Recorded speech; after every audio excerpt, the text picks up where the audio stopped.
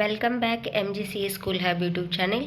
ವಿಡಿಯೋನ ಸ್ಟಾರ್ಟ್ ಮಾಡೋಕ್ಕಿಂತ ಮುಂಚೆ ಯಾರು ಹೊಸದಾಗಿ ಈ ಚಾನೆಲ್ನ ನೋಡ್ತಾ ಇದ್ದೀರಿ, ಪ್ಲೀಸ್ ಸಬ್ಸ್ಕ್ರೈಬ್ ಮಾಡಿ. ಹಾಗೆ ಪಕ್ಕದಲ್ಲಿ ಕಾಣುವಂಥ ಬೆಲ್ ಐಕಾನ್ ಮೇಲೆ ಕ್ಲಿಕ್ ಮಾಡಿ ನಾನು ಮಾಡುವಂಥ ಪ್ರತಿಯೊಂದು ವಿಡಿಯೋಗಳ ನೋಟಿಫಿಕೇಷನ್ ನೀವು ಪಡಿತೀರಿ ಅಂತ ಹೇಳ್ತಾ, ಇವತ್ತಿನ ಈ ಒಂದು ವಿಡಿಯೋದಲ್ಲಿ ವೆರಿ ಇಂಪಾರ್ಟೆಂಟ್ ಆಗಿರುವಂಥ ಕರ್ನಾಟಕ TET ಹಾಗೆ GPST ಹಾಗೆ HSTR ಪರೀಕ್ಷೆಗಳಲ್ಲಿ ಇಂಗ್ಲೀಷ್ ಸಬ್ಜೆಕ್ಟ್ಗೆ ಸಂಬಂಧಪಟ್ಟಂತೆ ಕೇಳುವಂಥ ಒಂದು ಪ್ರಶ್ನೆಗಳು ಸೆಂಟೆನ್ಸ್ ಮೇಲೆ ಇರುತ್ತೆ. ಸೊ ಇವತ್ತು ಸೆಂಟೆನ್ಸ್ ಅನ್ನುವಂಥ ಒಂದು ಟಾಪಿಕ್ ಮೇಲೆ ಒಂದು ವಿಡಿಯೋನ ಮಾಡ್ತಾ ಇದ್ದೀನಿ. ಅದಕ್ಕೆ ಸಂಬಂಧಪಟ್ಟಂತೆ ಕೈಂಡ್ಸ್ ಆಫ್ ಸೆಂಟೆನ್ಸಸ್, ಯಾವ ರೀತಿಯಾಗಿ ಪ್ರಶ್ನೆಗಳಿರ್ತವೆ, ಅಥವಾ ಆಮೇಲೆ ಯಾವ ವಿಧದ ವಾಕ್ಯಗಳಿಗೆ ನಾವು ಹೇಗೆ ಐಡೆಂಟಿಫೈ ಮಾಡಬೇಕು, ಇದು ಯಾವ ರೀತಿಯ ವಾಕ್ಯ ಅನ್ನುವಂಥದ್ದನ್ನೇ ನಾವು ಯಾವ ರೀತಿಯಾಗಿ ಈಸಿಯಾಗಿ ಐಡೆಂಟಿಫೈ ಮಾಡಬೇಕು ಅನ್ನುವಂಥದ್ದನ್ನು ನಾವು ಈ ಒಂದು ಟಾಪಿಕ್ನಲ್ಲಿ ಇನ್ ಡೀಟೇಲಾಗಿ ತಿಳಿಯೋಣ. So let's begin the topic. Sentence ಅಂತಂದರೆ ಗೊತ್ತಿರುವಂಥದ್ದು ವಾಕ್ಯ ಅನ್ನುವಂಥದ್ದು. ಇಲ್ಲಿ ವಾಕ್ಯಗಳಲ್ಲಿ ಎಷ್ಟು ಪ್ರಕಾರಗಳು ಬರುತ್ತೆ, ಕೈಂಡ್ಸ್ ಆಫ್ ಸೆಂಟೆನ್ಸಸ್ ಎಷ್ಟು ಪ್ರಕಾರಗಳು ಬರುತ್ತೆ ಅನ್ನುವಂಥದ್ದು ನೋಡೋಣ. ಮೊದಲನೇದಾಗಿ assertive sentences. First one assertive sentence, second interrogative sentence, third one imperative sentence, fourth one exclamatory sentence, fifth one optative sentence. ಒಟ್ಟು ಇಂಗ್ಲೀಷ್ನಲ್ಲಿ ಎಷ್ಟು ಕೈಂಡ್ಸ್ ಆಫ್ ಸೆಂಟೆನ್ಸಸ್ ಇದೆ ಅಂತಂದರೆ 5 ಟೈಪ್ಸ್ ಆಫ್ ಸೆಂಟೆನ್ಸಸ್ ಇದೆ. 5 ರೀತಿಯ ವಾಕ್ಯಗಳು ಇಂಗ್ಲೀಷ್ನಲ್ಲಿರುವಂಥದ್ದು. ಸೊ ನಾವೀಗ ಯಾವ ರೀತಿಯಾಗಿ ಯಾವ ವಾಕ್ಯಗಳು ಯಾವ ಒಂದು ವಿಧದ ವಾಕ್ಯಗಳು ಅಂತ ಈಸಿಯಾಗಿ ಯಾವ ರೀತಿಯಾಗಿ ಕಂಡುಹಿಡಬೇಕು, ಆಮೇಲೆ ಈ ಅಸರ್ಟಿವ್ ಸೆಂಟೆನ್ಸ್ ಅಂದರೆ ಏನು, ಇಂಟ್ರೋಗೇಟಿವ್ ಸೆಂಟೆನ್ಸ್ ಅಂತಂದರೆ ಏನು, ಇಂಪೆರೇಟಿವ್ ಸೆಂಟೆನ್ಸ್ ಅಂತಂದರೆ ಏನು, ಎಕ್ಸ್ಕ್ಲಮೇಟರಿ ಸೆಂಟೆನ್ಸ್ ಮತ್ತು ಆಪ್ಟೇಟಿವ್ ಸೆಂಟೆನ್ಸ್ ಅಂದರೆ ಏನು ಅನ್ನುವಂಥದ್ದನ್ನು ನಾವು ಇನ್ ಡೀಟೇಲಾಗಿ ನೋಡ್ತಾ ಹೋಗೋಣ. ಮೊದಲನೇದಾಗಿ ಅಸರ್ಟಿವ್ ಸೆಂಟೆನ್ಸ್ ಅಂತಂದರೆ which sentence makes a statement or assertion is called assertive sentence. ಅಂತಂದರೆ which sentence makes a statement, ಯಾವ ವಾಕ್ಯ ಸ್ಟೇಟ್ಮೆಂಟ್ಗಳನ್ನು ಹೇಳ್ತಾ ಇರತ್ತೆ ಅಥವಾ ಅಸರ್ಟೇಷನನ್ನು ಹೇಳ್ತಾ ಇರತ್ತೆ ಅಂತಂದರೆ ಯಾವ ಒಂದು ವಾಕ್ಯ ಹೇಳಿಕೆಯನ್ನು ಹೇಳುತ್ತಾ ಅಥವಾ ವಿವರಣೆಯನ್ನು ನೀಡುತ್ತೋ ಅಂತಹ ವಾಕ್ಯವನ್ನು ನಾವೇನಂತ ಕರಿತೀವಿ, ಅಸರ್ಟಿವ್ ಸೆಂಟೆನ್ಸ್ ಅಂತ ಹೇಳ್ತೀವಿ. For example, he is reading A book ಅನ್ನುವಂಥದ್ದು. ಎಕ್ಸಾಂಪಲ್ಸ್ ನೋಡೋದಾದರೆ he is reading A book ಅನ್ನುವಂಥದ್ದು ಅಂತಂದರೆ ಇಲ್ಲಿ he is reading A book ಏನು ಹೇಳ್ತಾ ಇದೆ, ಒಂದು ಸ್ಟೇಟ್ಮೆಂಟನ್ನು ಹೇಳ್ತಾ ಇದೆ ಅಥವಾ ಏನೋ ಒಂದು ಇನ್ಫಾರ್ಮೇಷನ್, ಒಂದು ವಿವರಣೆಯನ್ನು ಕೊಡ್ತಾ ಇದೆ. He is reading A book, ಅವನು ಬುಕ್ಕನ್ನು ಓದ್ತಾ ಇದ್ದೇನೆ ಅನ್ನುವಂಥದ್ದು ಒಂದು ವಿವರಣೆಯನ್ನು ಕೊಡುವಂಥದ್ದು. ಸೊ ಇದು ಏನಾಗುತ್ತೆ, he is reading A book ಅನ್ನುವಂಥ ಸೆಂಟೆನ್ಸ್ ಅಸರ್ಟಿವ್ ಸೆಂಟೆನ್ಸ್ ಆಗಿರುತ್ತೆ.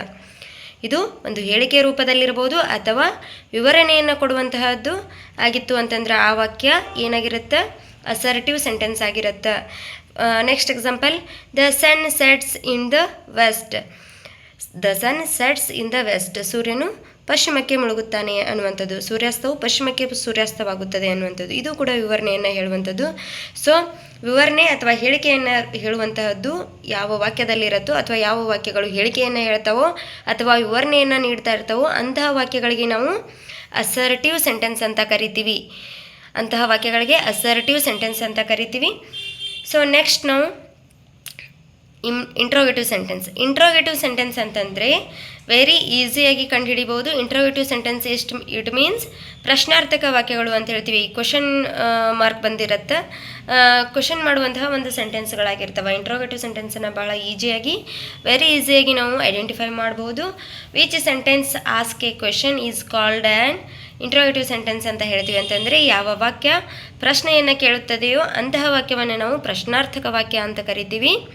ಇಂಟ್ರೋಗೇಟಿವ್ ಸೆಂಟೆನ್ಸ್ ಅಂತಂದರೆ ಯಾವ ವಾಕ್ಯ ಒಂದು ಪ್ರಶ್ನೆಯನ್ನು ಕೇಳ್ತಾ ಇರತ್ತೋ ಅಂತಹ ವಾಕ್ಯವನ್ನು ನಾವು ಇಂಟ್ರೋಗೇಟಿವ್ ಸೆಂಟೆನ್ಸ್ ಅಂತ ಕರಿತೀವಿ. ಈಗ ಫಾರ್ ಎಕ್ಸಾಂಪಲ್ ನೋಡೋದಾದರೆ ಇಲ್ಲಿ ಇಂಟ್ರೋಗೇಟಿವ್ ಸೆಂಟೆನ್ಸಲ್ಲಿ 2 ಟೈಪ್ಸ್ ಆಫ್ ಸೆಂಟೆನ್ಸಸ್ ಬರುತ್ತೆ. ಇಲ್ಲಿ ಇಂಟ್ರೋಗೇಟಿವ್ ಸೆಂಟೆನ್ಸಲ್ಲಿ 2 ಟೈಪ್ಸ್ ಬರುತ್ತೆ. ಯಾವುದು ಅಂತಂದರೆ ಒಂದು yes or no type of questions ಅನ್ನುವಂಥದ್ದು ಒಂದು, ಇನ್ನೊಂದು WH ಕ್ವೆಶನ್ಸ್ ಅನ್ನುವಂಥದ್ದು. ಇಂಟ್ರೋಗೇಟಿವ್ ಸೆಂಟೆನ್ಸಲ್ಲಿ 2 ಟೈಪ್ಸ್ ಬರುತ್ತೆ. ಮತ್ತು ಒಂದು yes or no type of questions ಅಂತಂದರೆ ಎಸ್ ಅಥವಾ ನೋ ಅಂತ ಆನ್ಸರನ್ನು ಬಯಸುವಂತಹ ಪ್ರಶ್ನೆಗಳಿಗೆ ನಾವು yes or no type of questions ಅಂತ ಹೇಳ್ತೀವಿ.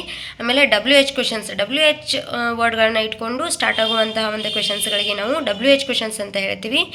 For example yes or no type of ಕ್ವೆಶನ್ಸ್ಗೆ ಒಂದು ಎಕ್ಸಾಂಪಲ್ ಅಂತಂದರೆ ವಿಲ್ ಹಿ ಕಮ್ ಅನ್ನುವಂಥದ್ದು, ಎಸ್ ಆರ್ ನೋ ಅನ್ನುವಂಥದ್ದು ಆನ್ಸರ್ ಇರುತ್ತೆ. ಆತ ಬರ್ತಾ ಇದ್ದಾನ ಅನ್ನುವಂಥದ್ದು, ಅವನು ಬರುತ್ತಾನ ಅನ್ನುವಂಥದ್ದು ಅಂತಂದರೆ ಎಸ್ ಅಂತ ಆನ್ಸರ್ ಮಾಡ್ಬೋದು ಅಥವಾ ನೋ ಅಂತ ಆನ್ಸರ್ ಮಾಡ್ಬೋದು. ನೆಕ್ಸ್ಟ್ ಈಸ್ ಹಿ ಡಾಕ್ಟರ್, ಅವನು ಡಾಕ್ಟರಾ ಅನ್ನುವಂಥದ್ದು. ಅದಕ್ಕೆ ಎಸ್ ಅಥವಾ ನೋ ಅಂತ ಆನ್ಸರ್ ಬರುತ್ತೆ. ಸೊ ಇಂಟ್ರೋಗೇಟಿವ್ ಸೆಂಟೆನ್ಸಲ್ಲಿ 2 ಟೈಪ್ಸು, ಒಂದು yes or no type of question, ಇನ್ನೊಂದು WH ಕ್ವಶನ್. WH ಕ್ವಶನಲ್ಲಿ what is your name, how are you, where is your home, ಈ ರೀತಿ WH ವರ್ಡ್ಗಳಿಂದ ಸ್ಟಾರ್ಟ್ ಆಗುವಂಥ ಪ್ರತಿಯೊಂದು ಸೆಂಟೆನ್ಸ್ಗಳು WH ಕ್ವಶನ್ಸ್ ಆಗುತ್ತೆ. ಸೊ ಇಂಟ್ರೋಗೇಟಿವ್ ಸೆಂಟೆನ್ಸಲ್ಲಿ 2 ಟೈಪ್ಸ್ ಬರುತ್ತೆ, yes or no type questions ಮತ್ತು WH ಕ್ವಶನ್ಸು. ಸೊ ನಾವು ಈ ರೀತಿ ಇಂಟ್ರೋಗೇಟಿವ್ ಸೆಂಟೆನ್ಸನ್ನು ವೆರಿ ಈಸಿಯಾಗಿ ಐಡೆಂಟಿಫೈ ಮಾಡ್ಬೋದು. ಯಾಕೆ ಅಂತಂದರೆ ಒಂದು ಸೆಂಟೆನ್ಸ್ನ ಲಾಸ್ಟ್ಗೆ ಏನಿರುತ್ತೆ ಕ್ವೆಶನ್ ಮಾರ್ಕ್ ಇರುತ್ತೆ. ಸೊ ಈಸಿಯಾಗಿ ಐಡೆಂಟಿಫೈ ಮಾಡ್ಬೋದು, ಅದು ಏನಿರುತ್ತೆ ಇಂಟ್ರೋಗೇಟಿವ್ ಸೆಂಟೆನ್ಸ್ ಇರುತ್ತೆ. ಸೊ ನೆಕ್ಸ್ಟ್ ಇಂಪೇರೇಟಿವ್ ಸೆಂಟೆನ್ಸ್ ಅಂತ ಹೇಳ್ತೀವಿ. ಇಂಪೇರೇಟಿವ್ ಸೆಂಟೆನ್ಸ್ ಅಂತಂದರೆ ಆಜ್ಞಾಧಾರಕ ವಾಕ್ಯಗಳು ಅಂತ ಹೇಳ್ತೀವಿ. ಇಂಪೇರೇಟಿವ್ ಸೆಂಟೆನ್ಸ್ ಅಂತಂದರೆ ಆಜ್ಞಾಧಾರಕ ಅಥವಾ ವಿನಂತಿಯ ವಾಕ್ಯಗಳು ಅಂತ ಹೇಳಿ ಕರಿತೀವಿ. ಇಲ್ಲಿ ಇಂಪೇರೇಟಿವ್ ಸೆಂಟೆನ್ಸ್ ಅಂತಂದರೆ ಏನು ಅನ್ನುವಂಥದ್ದನ್ನು ನೋಡೋದಾದರೆ which sentence expresses a command, a request, an entreaty or suggestion is called an imperative sentence. Imperative sentence ಅಂತಂದರೆ ಯಾವ ವಾಕ್ಯ ಒಂದು ಆಜ್ಞೆಯನ್ನು ಹೇಳುತ್ತಾ ಅಂತಂದರೆ ಕಮಾಂಡನ್ನು ಹೇಳುತ್ತಾ, ಸಲಹೆಯನ್ನು ಹೇಳುತ್ತಾ, ಅಥವಾ ಒಂದು ವಿನಂತಿಯನ್ನು ಹೇಳುತ್ತಾ, ರಿಕ್ವೆಸ್ಟನ್ನು ಮಾಡುತ್ತಾ, ಅಥವಾ ಏನು ಅಂತಂದರೆ ಒಂದು ಸಜೆಷನನ್ನು ಹೇಳುತ್ತಾ, ಮತ್ತು ಕೋರಿಕೆಯನ್ನು ಹೇಳುವಂಥದ್ದು ಅಂತಂದರೆ ಎಂಟ್ರೀಟಿ, ಕೋರಿಕೆಯನ್ನು ಹೇಳುವಂಥ ಈ ರೀತಿಯ ವಾಕ್ಯಗಳಿಗೆ ನಾವು ಏನಂತ ಹೇಳ್ತೀವಿ, ಆಜ್ಞಾಧಾರಕ ವಾಕ್ಯಗಳು ಅಂತೀವಿ, ಅಥವಾ ವಿನಂತಿಯ ವಾಕ್ಯಗಳು ಅಥವಾ ಕೋರಿಕೆಯ ವಾಕ್ಯಗಳು ಅಂತ ಹೇಳಿ ಕರಿತೀವಿ. ಇವುಗಳಿಗೆ ಇಂಗ್ಲೀಷ್ನಲ್ಲಿ ಇಂಪೇರೇಟಿವ್ ಸೆಂಟೆನ್ಸ್ ಅಂತ ಕರಿತೀವಿ. ಇಂಪೇರೇಟಿವ್ ಸೆಂಟೆನ್ಸ್ ಅಂತಂದರೆ ಆಜ್ಞಾಧಾರಕ ವಾಕ್ಯಗಳು ಅಥವಾ ಕೋರಿಕೆಯ ವಾಕ್ಯಗಳು ಅಥವಾ ವಿನಂತಿಯ ವಾಕ್ಯಗಳು ಅಂತ ಕರಿತೀವಿ. ಇಲ್ಲಿ ಯಾವ ರೀತಿಯಾಗಿ ಎಕ್ಸಾಂಪಲ್ಸ್ ನೋಡ್ತಾ ಹೋಗೋಣ. ಇಂಪೇರೇಟಿವ್ ಸೆಂಟೆನ್ಸಲ್ಲಿ ಯಾವುದೆಲ್ಲ ಇಂಪಾರ್ಟೆಂಟ್ ಆಗಿರುತ್ತೆ ಅಂತ, ಇಂಪೇರೇಟಿವ್ ಸೆಂಟೆನ್ಸ್ ಅಂತಂದರೆ ಅಲ್ಲಿ ಕಮ್ಯಾಂಡ್ಗಳನ್ನ ಹೇಳ್ತಾ ಇರ್ತಾವೆ, ಆಮೇಲೆ ಸಜೆಷನ್ಗಳನ್ನು ಹೇಳ್ತಾ ಇರ್ತಾವೆ, ಆಮೇಲೆ ರಿಕ್ವೆಸ್ಟನ್ನು ಮಾಡುವಂತಹ ವಾಕ್ಯಗಳು ಏನಾಗಿರ್ತಾವೆ ಅಂತಂದರೆ ಇಂಪೇರೇಟಿವ್ ಸೆಂಟೆನ್ಸ್ ಆಗಿರ್ತಾವೆ. ಈಗ ಕಮ್ಯಾಂಡನ್ನು ಹೇಳುವಂಥ ವಾಕ್ಯಗಳು ಯಾವ ರೀತಿಯಾಗಿರ್ತಾವೆ ಅಂತಂದರೆ ಶಟ್ ದ ಡೋರ್ ಅನ್ನುವಂಥದ್ದು, shut the door, give up bad habits, shut the door, give up bad habits, ಈ ರೀತಿಯಾಗಿ ಏನಿರ್ತಾವೆ ಕಮಾಂಡನ್ನು ಹೇಳ್ತಾ ಇರ್ತಾವೆ ಅಂತ ಆಜ್ಞೆಯನ್ನು ಮಾಡ್ತಾ ಇರ್ತಾವೆ. ಡೋಂಟ್ ಕಮ್ ಟುಮಾರೋ, ಅಥವಾ give up bad habits, bring the book tomorrow, ಈ ರೀತಿಯಾಗಿ ಏನಿರ್ತಾವೆ ಕಮಾಂಡನ್ನು ಮಾಡುವಂಥದ್ದು. Shut the door, close the door ಅನ್ನುವಂಥದ್ದು. ಈ ರೀತಿಗೆ ಅಂತಂದರೆ ಆಜ್ಞೆಯನ್ನು ಮಾಡುವಂಥವು, ಆರ್ಡ್ರನ್ನು ಮಾಡುವಂಥ ವಾಕ್ಯಗಳು ಇಂಪೇರೇಟಿವ್ ಸೆಂಟೆನ್ಸ್ ಆಗಿರ್ತವೆ. ನೆಕ್ಸ್ಟ್ ಅದೇ ರೀತಿ ಇಂಪೇರೇಟಿವ್ ಸೆಂಟೆನ್ಸಲ್ಲಿ ಸಜೆಷನ್ಗಳನ್ನು ಕೊಡ್ತಾ ಇರ್ತವೆ. ಯಾವ ರೀತಿಯಾಗಿ, you must do hard work ಅನ್ನುವಂಥದ್ದು. You must do hard work, you should take care about your mother, you should respect others, fourth one you should attend the class regularly. ಈ ರೀತಿಯಾಗಿ ಯಾವುದು ಸಜೆಷನ್ಗಳನ್ನು ಕೊಡ್ತಕ್ಕಂಥ ವಾಕ್ಯಗಳು ಏನಾಗಿರ್ತವೆ ಇಂಪೇರೇಟಿವ್ ಸೆಂಟೆನ್ಸ್ ಆಗಿರ್ತವೆ. You must do hard work, you should respect others ಅಂದರೆ ಯಾವ ರೀತಿಯಾಗಿ ನಾವು ಸಜೆಷನ್ಗಳನ್ನ ಕೊಡ್ತಾ ಇರ್ತೀವಿ ಅಥವಾ ಇನ್ನೊಬ್ಬರು ನಮಗೆ ಸಜೆಷನ್ಗಳನ್ನ ಕೊಡ್ತಾ ಇರ್ತಾರೋ ಅಂತಹ ವಾಕ್ಯಗಳಿದ್ದಾಗ ಅವು ಆಗ್ತವೆ ಇಂಪೇರೇಟಿವ್ ಸೆಂಟೆನ್ಸ್ ಆಗಿರ್ತವೆ. ನೆಕ್ಸ್ಟ್ ರಿಕ್ವೆಸ್ಟ್ ಕೂಡ ಬರುತ್ತೆ. ರಿಕ್ವೆಸ್ಟ್ ಮಾಡುವಂಥ ವಾಕ್ಯಗಳು ಕೂಡ ಇಂಪೇರೇಟಿವ್ ಸೆಂಟೆನ್ಸ್ ಆಗಿರ್ತವೆ. ಫಾರ್ ಎಕ್ಸಾಂಪಲ್ ನೋಡೋದಾದರೆ please help me, please wait for me, next can you give me your notes, next may I come in madam. ಈ ರೀತಿಯಾಗಿ ಏನು ನಾವು ರಿಕ್ವೆಸ್ಟನ್ನು ಮಾಡ್ತಾ ಇರ್ತೀವಿ, ರಿಕ್ವೆಸ್ಟನ್ನು ಮಾಡಲಿಕ್ಕೆ ಬಳಸುವಂಥ ಸೆಂಟೆನ್ಸ್ಗಳು ಏನಾಗಿರ್ತವೆ ಇಂಪೇರೇಟಿವ್ ಸೆಂಟೆನ್ಸ್ ಆಗಿರ್ತವೆ. ಇಂಪೇರೇಟಿವ್ ಸೆಂಟೆನ್ಸ್ ಅಂತಂದರೆ ಕಮಾಂಡನ್ನು ಹೇಳ್ತಾ ಇರಬೇಕು ಅಥವಾ ಸಜೆಷನ್ಗಳನ್ನು ಕೊಡ್ತಾ ಇರಬೇಕು ಅಥವಾ ರಿಕ್ವೆಸ್ಟನ್ನು ಮಾಡ್ತಾ ಇರುವಂತಹ ವಾಕ್ಯಗಳು ಏನಾಗಿರ್ತವೆ ಇಂಪೇರೇಟಿವ್ ಸೆಂಟೆನ್ಸ್ ಆಗಿರ್ತವೆ. So next exclamatory sentence. It's very easy to identify it. ಯಾಕೆ ಅಂತಂದರೆ ಎಕ್ಸ್ಕ್ಲಮೇಟರಿ ಸೆಂಟೆನ್ಸ್ ಅಂತಂದರೆ ಉದ್ಗಾರವಾಚಕ ವಾಕ್ಯಗಳು ಅಂತ ಹೇಳ್ತೀವಿ. ಇಲ್ಲಿ ಡೆಫಿನೆಟಾಗಿ ಏನಿರುತ್ತೆ ಎಕ್ಸ್ಕ್ಲಮೇಷನ್ ಮಾರ್ಕ್ ಇರುತ್ತೆ. Which sentence expresses sudden feelings of surprise. Sudden ಫೀಲಿಂಗ್ಸನ್ನು ಎಕ್ಸ್ಪ್ರೆಸ್ ಮಾಡುವಂತಹ ವಾಕ್ಯಗಳಾಗಿರ್ತವೆ. ಸರ್ಪ್ರೈಸ್ ಇರ್ಬೋದು ಅಥವಾ ಒಂದು ಏನು ಭಯ ಇರ್ಬೋದು, ಸರ್ಪ್ರೈಸ್ ಇರ್ಬೋದು. Is called as exclamatory sentence ಅಂತ ಕರಿತೀವಿ. ಎಕ್ಸ್ಕ್ಲಮೇಟರಿ ಸೆಂಟೆನ್ಸ್ ಅಂತಂದರೆ ಸಡನ್ ಫೀಲಿಂಗ್ಸನ್ನು ಎಕ್ಸ್ಪ್ರೆಸ್ ಮಾಡುವಂಥದ್ದು. ಅದು ಸರ್ಪ್ರೈಸ್ ಆದರೂ ಆಗಿರ್ಬೋದು ಅಥವಾ ಭಯವನ್ನು ಹೇಳುವಂಥದ್ದಾಗಿರ್ಬೋದು ಅಥವಾ ಏನು ಸಡನ್ನಾಗಿ ಬಂದಿರುವಂಥ ಫೀಲಿಂಗ್ಸ್ಗಳನ್ನು ಹೇಳುವಂಥ ವಾಕ್ಯಗಳು ಏನಾಗಿರ್ತವೆ ಅಂತಂದ್ರೆ ಎಕ್ಸ್ಕ್ಲಮೇಟರಿ ಸೆಂಟೆನ್ಸ್ ಆಗಿರ್ತವೆ. ಫಾರ್ ಎಕ್ಸಾಂಪಲ್ಸ್ ನೋಡೋದಾದ್ರೆ ಎಕ್ಸ್ಕ್ಲಮೇಷನ್ ಮಾರ್ಕ್ ಇರುವಂತಹ ಸೆಂಟೆನ್ಸ್ಗಳು ಎಕ್ಸ್ಕ್ಲಮೇಟರಿ ಸೆಂಟೆನ್ಸ್ಗಳಾಗಿರ್ತವೆ. ಫಾರ್ ಎಕ್ಸಾಂಪಲ್ಸ್ ನೋಡೋದಾದರೆ ವಾಟ್ ಎ ಬ್ರೇವ್ ಬಾಯ್ ಅನ್ನುವಂಥದ್ದು ಸೆಂಟೆನ್ಸ್ ಲಾಸ್ಟ್ಗೆ ಏನಿದೆ ಅಂತಂದರೆ ಎಕ್ಸ್ಕ್ಲಮೇಷನ್ ಮಾರ್ಕ್ ಇದೆ ಅಂತಂದರೆ ಉದ್ಗಾರವಾಚಕ ಚಿಹ್ನೆ ಇದೆ. ಆಮೇಲೆ ನೆಕ್ಸ್ಟ್ ವಾಟ್ ಎ ಬ್ಯೂಟಿ ಅನ್ನುವಂಥದ್ದು. Next what a great success, ಆಮೇಲೆ India won the world cup.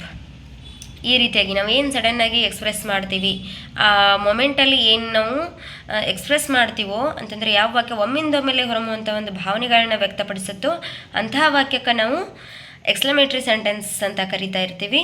So ಅವುಗಳಿಗೆ ಇವು example. What A wonderful gift, ಈ ರೀತಿಯಾಗಿ ಸಡನ್ ಎಕ್ಸ್ಪ್ರೆಸ್ಸನ್ನು ಹೇಳುವಂಥದ್ದು.